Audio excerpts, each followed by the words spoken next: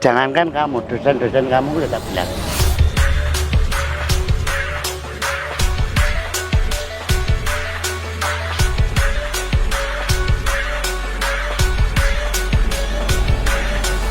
Aku sejarah di YKSM ini tahu. Terutama anak-anak teknik mesin loh. Kalau ini bisa dikatakan masih ilegal ya Mbak. Dulu tuh pernah dengar katanya mau digusur. Saya sih lebih seneng di sini.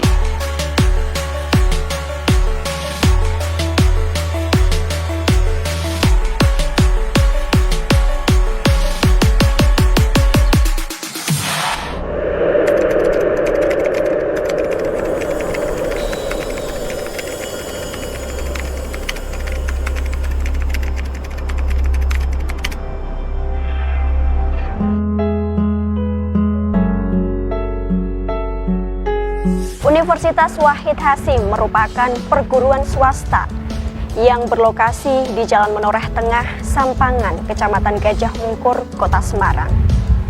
Dari tahun ke tahun, universitas telah berkembang cukup pesat.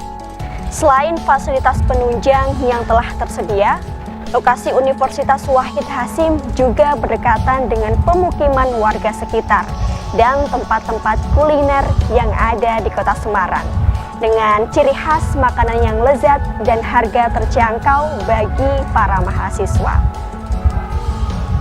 Dan pada kesempatan kali ini kita akan mengulik cerita-cerita di balik para pelaku usaha makanan yang ada di sekitar Unwahas. Saya Rena Kurnia, inilah Distrik Aswaja.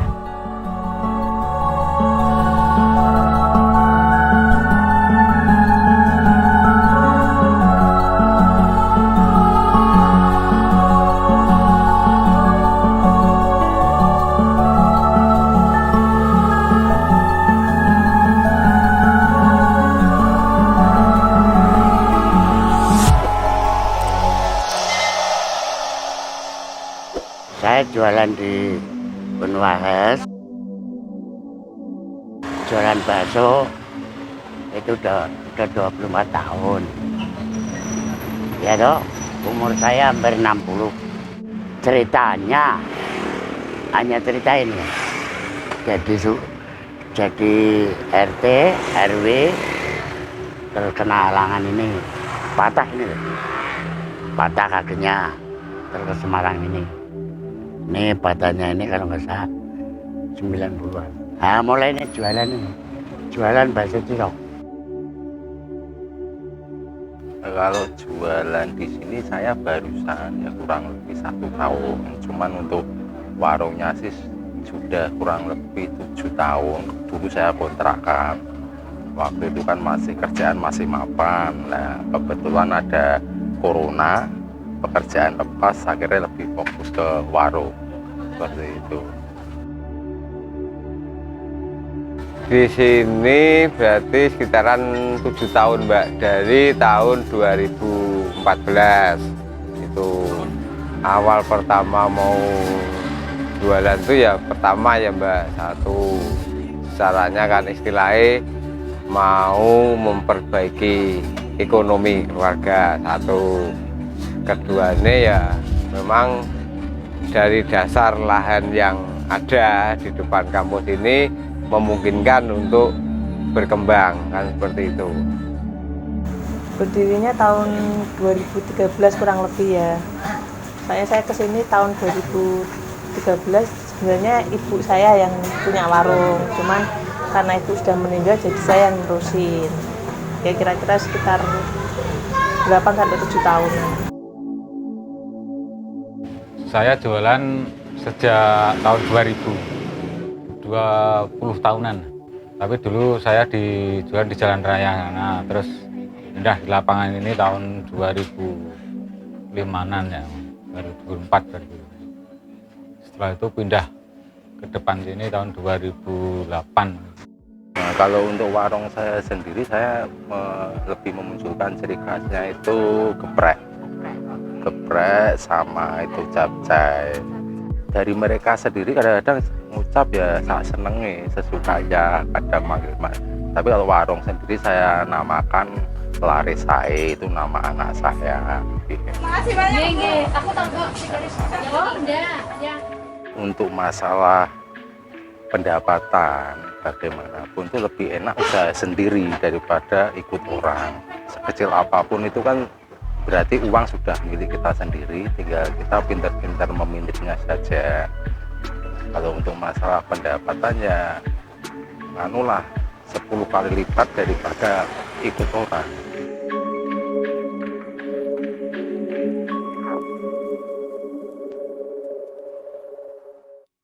Kalau menyangkut untung itu ya gimana ya, tergantung mahasiswanya. Artinya kampusnya ramai ya, alhamdulillah pendapatan cukup lumayan.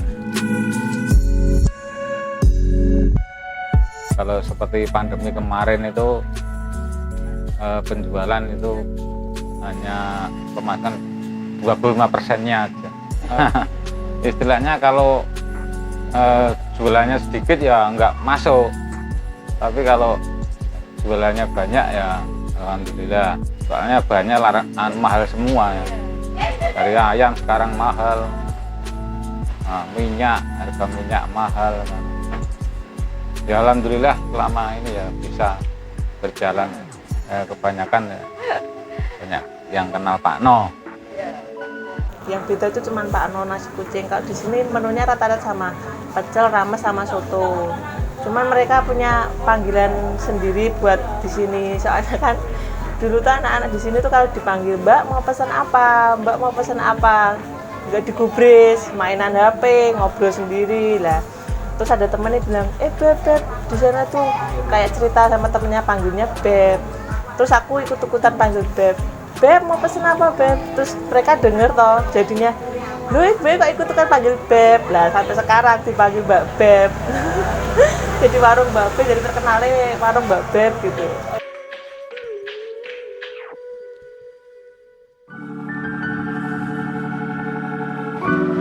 Ini Waitasem ini masih ada SMA Wiatatama. Nah, terus udah dijual, bosnya meninggal. Aku sejarah di Waitasem ini tahu, ya. Terus ini mulai rame Waitasem.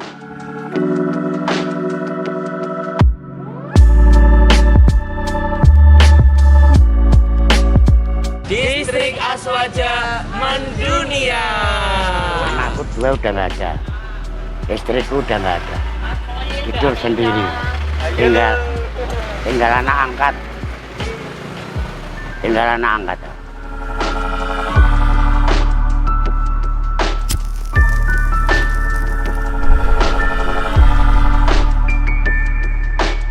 Kalau itu enggak nganu Mbak, malah dari pagi sendiri kan kadang-kadang nawari Mbak, misal Mas kehabisan uang saku atau mungkin belum ditransfer dari orang tua, enggak apa-apa, bilang minta Bu makan atau minum, enggak apa-apa Mas. Aku malah tak tawari seperti itu Mbak kalau pagi. Nah istilahnya ya kadang-kadang malah saya tuh kalau hanya sekedar minum air putih gitu ya saya enggak tak hitung Mbak, kasihan karena kan mungkin kan istilahnya membayangkan bapak sendiri ya, mungkin kalau punya anak penghasilan pas-pasan bapak ya hanya kamu tak kasih uang saku 10.000 harus cukup, enggak cukup 1 minggu kan, misal hanya makan doang, enggak pakai lauk, enggak mau minum. Saya tatarin Mbak minum enggak apa-apa, Mas minum air putih enggak apa-apa, seperti itu. Terus anak-anak Waitasem itu kan Mbak, orangnya asik dan jujur ini loh. Misalnya makan gorengan lali nggak ngitung, lain dari atau mungkin selang waktu, aduh Bu tadi Pak makan gorengan enggak, belum kehitung Pak, padahal kan cuma 1.000 Mbak ya, tapi karena dia merasa istilahnya itu barang jangan dimakan lupa ya, padahal Bapak enggak apa-apa Mbak, itu memang lupa, enggak Pak tadi kok istilahnya apa ya kok enggak enak rasanya ya, oh belum ada yang kebayar kan, seperti itu.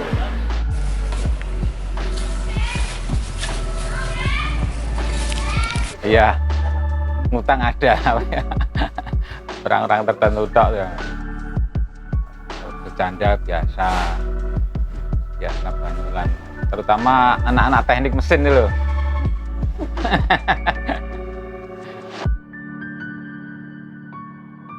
Ya, alhamdulillah ya lucu-lucu baik. Cuman saya suka ngomong apa adanya. Kamu sekolah itu hanya nyari sesuap nasi supaya gampang. Tapi ingat 5 waktu jangan ditinggal. Aku hanya sih. Jangankan kamu, dosen-dosen kamu udah tak bilang. Sampai saya ngomong apa adanya. Ada sih yang sebagian minta tolong, Bu, bayarnya besok kalau udah transfer juga ada. Cuman mereka sih tertib-tertib anaknya. Caranya nggak pernah nguntit gitu loh. Mana makan gorengan 1 ya bilang 1. Terus anaknya tuh rame, jadi kalau nggak ada waktu pandemi kemarin nggak ada anak-anak sepi, warung sepi, rame sejak guyon.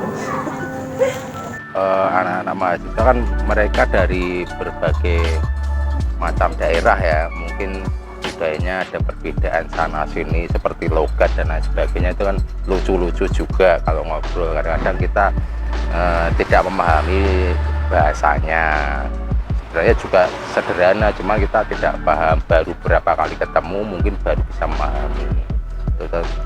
Kadang-kadang ya ada yang suka bercanda, ada yang memang sopan santunnya bagus banget, ada kita juga bisa memahami karena mereka dari berbagai daerah seperti itu.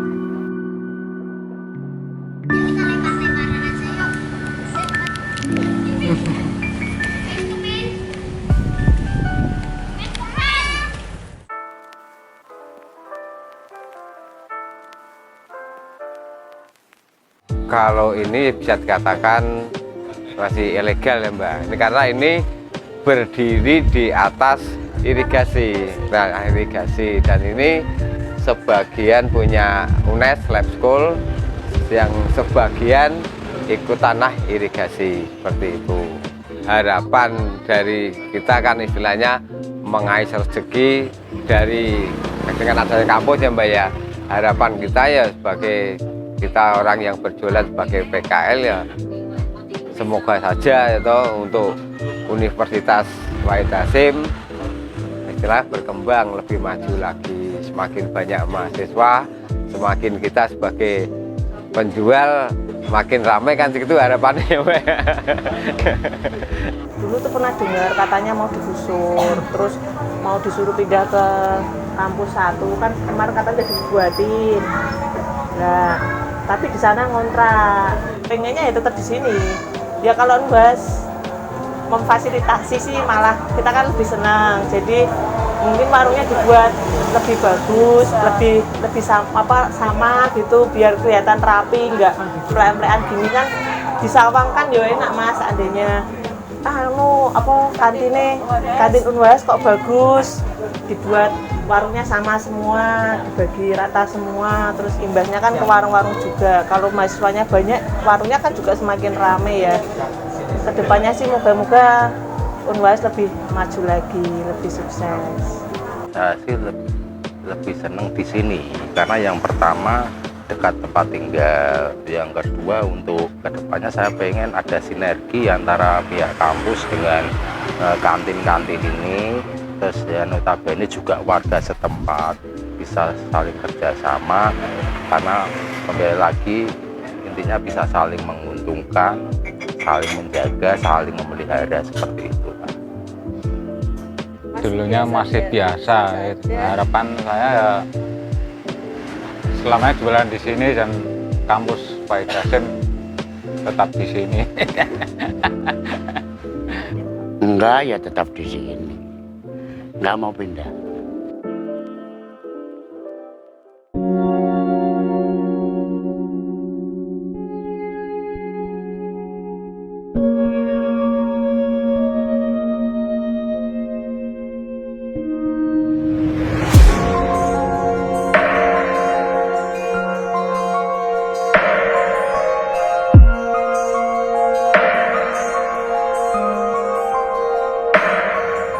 Berkembangnya Unwahas tidak luput dari peran penting UMKM yang ada di sekitar Unwahas.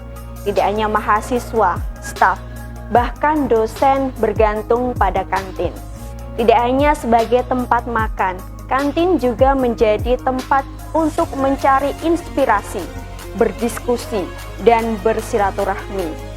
Dari sekian banyaknya manfaat kantin, sudah selayaknya kampus dan para pedagang saling bersinergi, saling memberi kebermanfaatan untuk kemajuan kampus tercinta. Saya, Rena Kurnia, inilah Distrik Aswaja.